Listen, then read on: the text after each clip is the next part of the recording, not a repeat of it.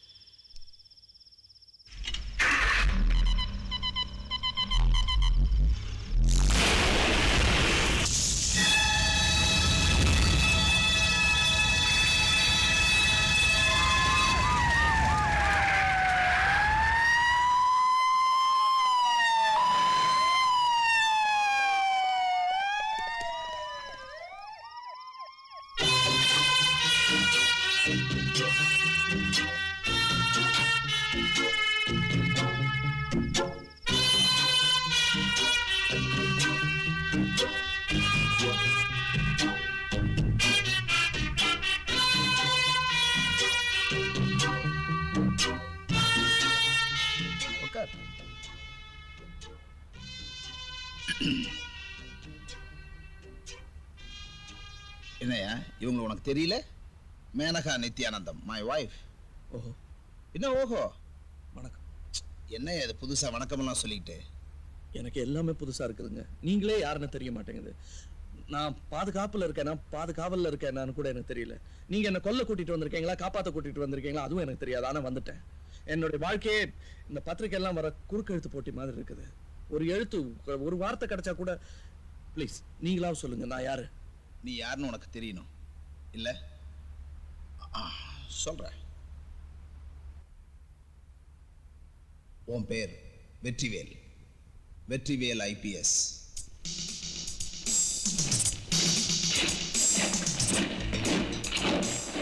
நீ 1981 வருஷம் ரகசிய போலீஸ் அதிகாரியானவன்.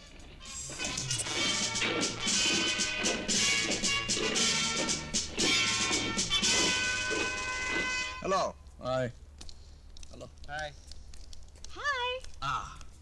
கங்க்ராட்ஸ். எங்க இந்த பக்கம்? நான் IPS எழுத DG ரொம்ப ஹெல்ப் பண்ணாரு. அவரை பார்த்து சாரி சார் எக்ஸாம்ல நான் ஃபெயில் ஆயிட்டேன்னு சொல்லிட்டு போலான்னு வந்தேன். அப்போ மறுபடியும் ஃபெயில் ஆகணும். சரி வேற ஏதாவது பரீட்சை எழுத வேண்டியதுதானே? பப்ளிக் சர்வீஸ் கமிஷன்ல இருந்து IAS IFS வரைக்கும் எழுதி பார்த்துட்டேன். 0. அப்புறம் வேற என்ன பண்ண போற? இன்னும் மிச்சம் மீதி இருக்கிற எக்ஸாம்லாம் எழுதி பார்க்கணும். இல்லைன்னா தேர்தலில் நின்று மந்திரி ஆயிடுவேன். நான் வரேன். நீ என் வேலையை காலி பண்ணி விட்டுருவேன். சர்வீஸ்ல சேர்ந்த 4 வருஷத்துல உனக்கு கல்யாணம் ஆயிடுச்சு. ஓ மனைவியுடைய பேர்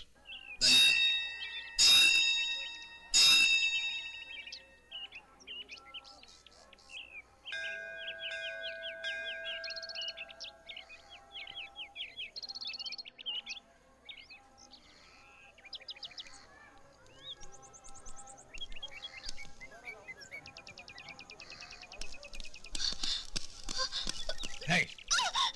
யார் நீங்க? மூச்சு விடுற சத்தம் கூட கேட்க கூடாது. ஐயோ என்ன விடுங்க, என்ன விடுங்க. இது பாருங்க, நான் யாருன்னு உங்களுக்கு தெரியாது.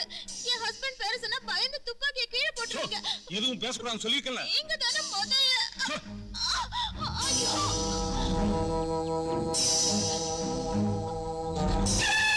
பேசுக்காரண்ணே, உங்களை பார்த்தா நல்ல ஒரு மாதிரி தெரியுது. என்ன விட்டுருங்க. நீங்க எல்லாம் காந்தி பிறந்த தேசத்துல தான் பிறந்தீங்களா? சந்தேகமா இருக்கு. ஸ்கூல் டீச்சர் மாதிரி கேள்வி எல்லாம் கேட்காம ஒழுங்கா சத்தம் போடாம வா. என்ன எங்க கூட்டிட்டு போறீங்க? இந்த பில்டிங்க்கு பெயிண்ட் அடிக்கணுமா? என்ன கலர் அடிக்கலான்னு பார்த்து சொல்லு. வா. சாப் மால் ஆயா.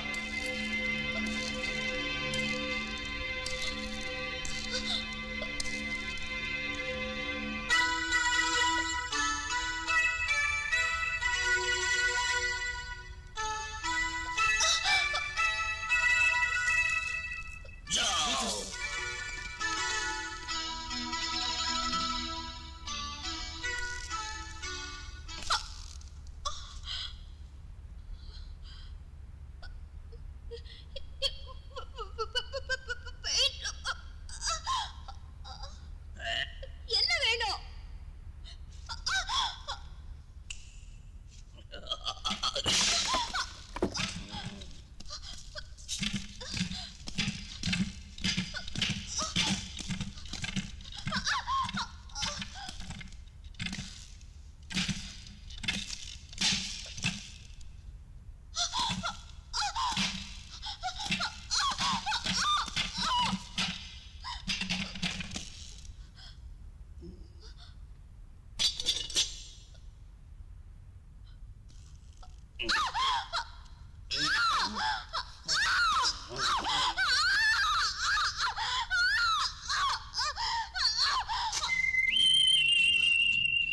April fool.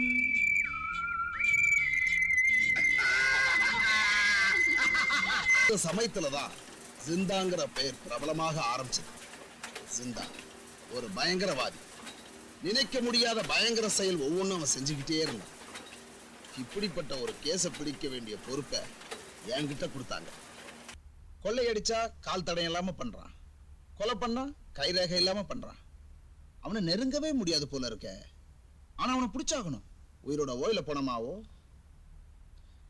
சார், ஒரு சின்ன துப்பு கூட கிடைக்கல. No, I have an idea. சொல்லு. நாம ஜிந்தாவை மற்ற கிரிமினல்ஸ் மாதிரி பிடிக்க முடியாது. ஸோ அவனை பிடிக்க முயற்சி பண்ணி தோத்து போறதை விட அவன் கூட சீட்டு விளையாடுறது பெட்டர்னு எனக்கு தோணுது. நாம இறக்குற ஒவ்வொரு சீட்டுக்கும் அவனை இன்னொரு சீட்டு இறக்க வைக்கணும். சீட்டு விளையாட்டுன்னு நான் சொன்னது கொலை கொள்ளை அந்த மாதிரி விஷயங்கள் ஒரிஜினல் இல்லை, நாம போலியா செட்டப் பண்ணது. அவன் செய்யற கொலையை விட கொள்ளையை விட இது பிரம்மாண்டமா இருக்கிற மாதிரி ஏற்பாடு பண்ணணும். லோக்கல் பாஷையில சொன்னா ஒரு பேட்டையில 2 பிஸ்தா இருக்க முடியாது. இன்னொரு ரவுடி இருக்கான்னு தெரிஞ்சதுமே ஒண்ணு சண்டைக்கா அந்த ரவுடி இறங்கி வருவான், இல்ல சமாதானம் பேச வருவான். எப்படி இருந்தாலும் ஜிந்தா வெளியே வந்தாகணும். எஸ், ஜிந்தா எப்படியும் வெளியே வருவான். நாம இமிடியட்டா காரியத்தில் இறங்கி ஆகணும். ரைட். அப்ப ஜிந்தாவோட மார்க்கெட்ல முதல் எதிரி ஸ்டீஃபன் ராஜ்.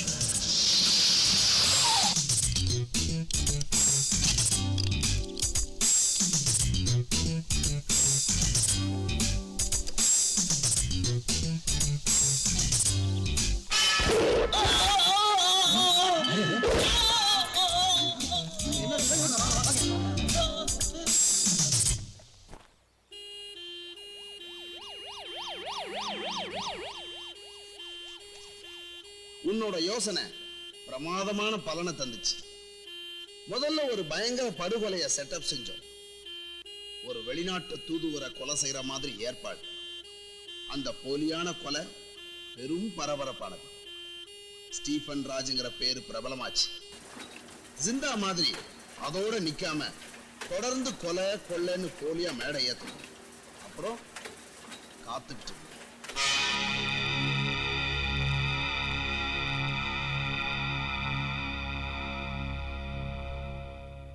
யார் இந்த ஸ்டீஃபன் ராஜ்? தெரியல சார்.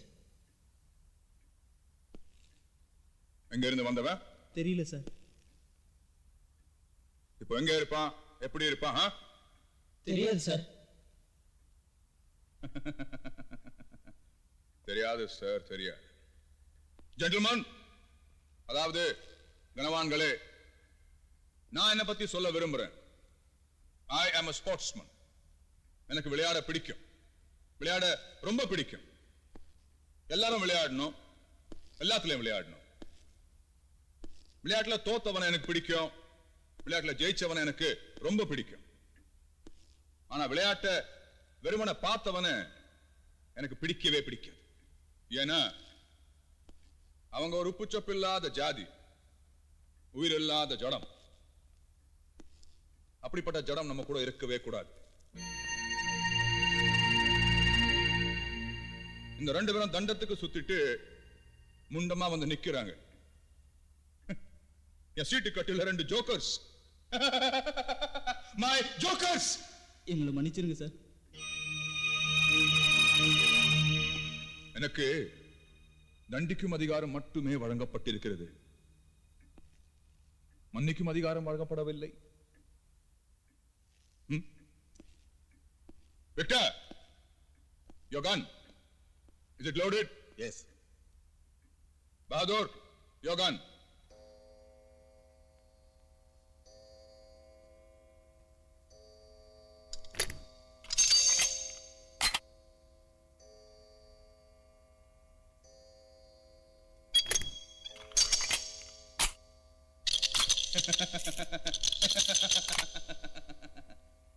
இப்ப இந்த 2 துப்பாக்கிலையும் புல்லட் எங்க இருக்குன்னு உனக்கு தெரியாது, உனக்கும் தெரியாது, ஏன் எனக்கும் தெரியாது.